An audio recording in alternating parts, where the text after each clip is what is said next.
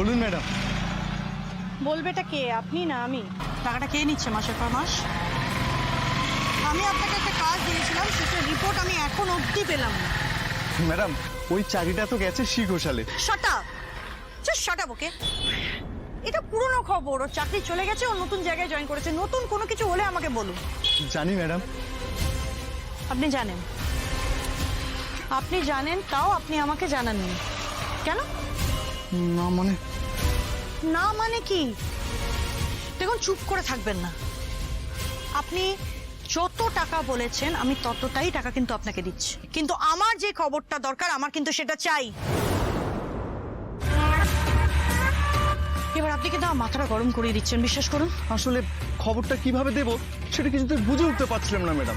মানে আপনি কি আমার সাথে ইয়ার্কি করছেন? হ্যাঁ, এতদিন ধরে যেইভাবে খবরটা দিয়ে আসছেন সেইভাবেই দেবেন। ম্যাডাম, শ্রী ঘোষাল সতীশ বাবুর অফিসে ঢুকেছে।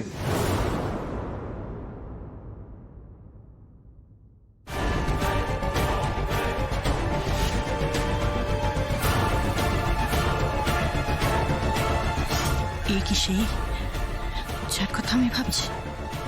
ওই ওই লোকটার পুরো নাম কি, মানে সতীশ কি? সতীশ চ্যাটার্জি।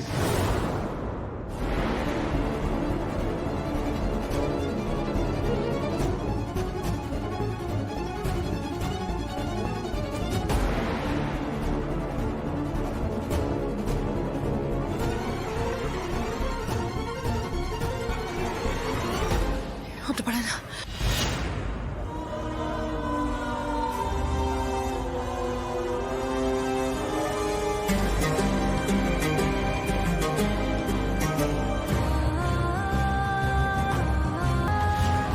কি হয়েছে আপনার? আপনি ঠিক আছেন তো? কি হয়েছে আপনার?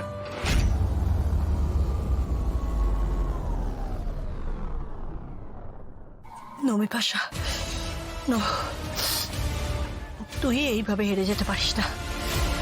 You are a champion, you are a champion.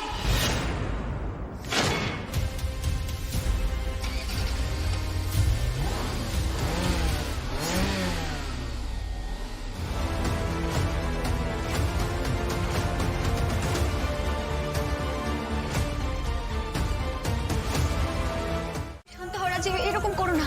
আমি জানি রাজ, আমি এখন সংসারে পুরো সময়টা দিতে পারছি না, সব দিক সামলাতে পারছি না।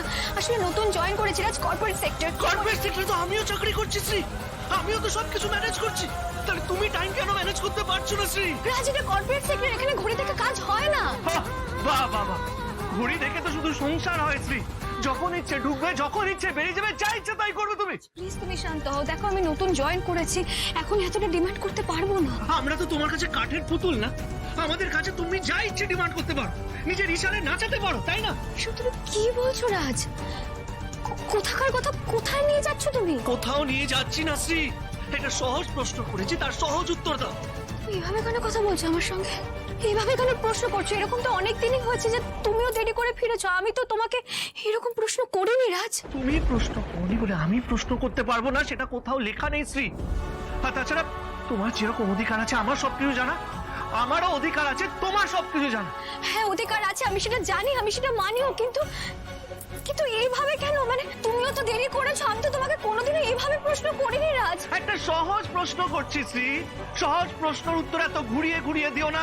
সহজ প্রশ্নের উত্তর সোজাসুজি দাও আমাকে, কোথায় চাকরি করো বলো এটা। এই প্রশ্নটা জিজ্ঞেস করার আগে আমি তোমাকে উত্তরটা দিতে চেয়েছিলাম রাজ। ফোন করেছিলাম, তুমি ফোনটা তোলোনি, তখন তো আমি তোমার সঙ্গে এভাবে কথা বলিনি রাজ। ফোন তুলিনি তো কি হয়েছে শ্রী? মেসেজ করে দিতে পারতে। কি লাভ হতো?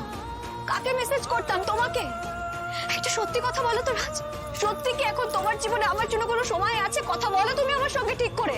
কতবার করে বললাম রাজ তুমি কখন বাড়ি ফিরবে, রাজ তোমার সঙ্গে জরুরি কথা আছে, শুনলে আমার কথাটা, ফোনটা কেটে দিলে।